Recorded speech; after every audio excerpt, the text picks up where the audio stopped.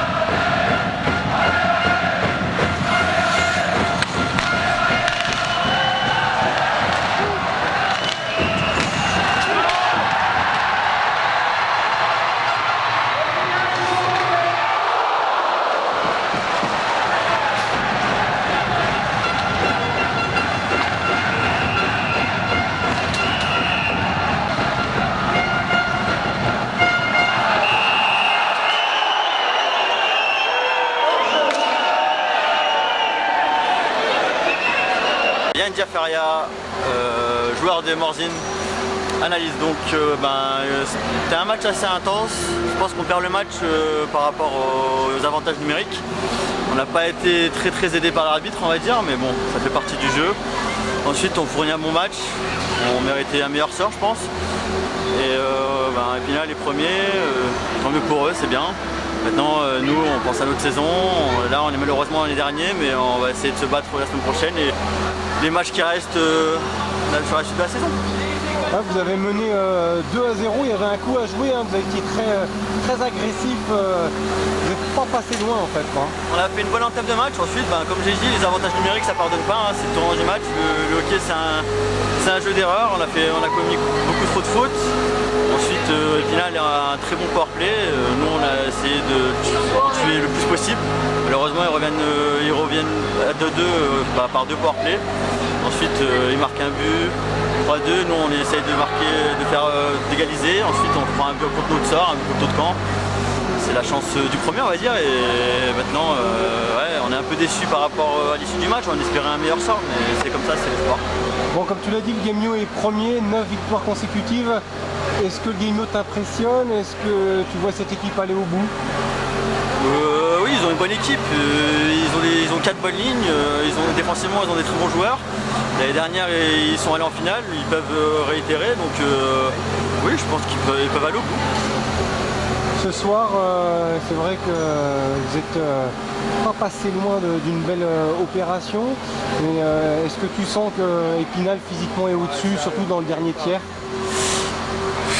Je pense pas. Après, Ils ont fini fort, quoi, c'est ça, quoi. ouais, ils ont fini fort. Nous, on a essayé d'égaliser, mais on est tombé sur un bon gardien. Et après, ça pardonne pas. Il y a eu quelques tournants du match. Et maintenant, c'est vrai que ils étaient solides défensivement sur le troisième tiers. Nous, on n'a pas su trouver la brèche. C'est comme ça.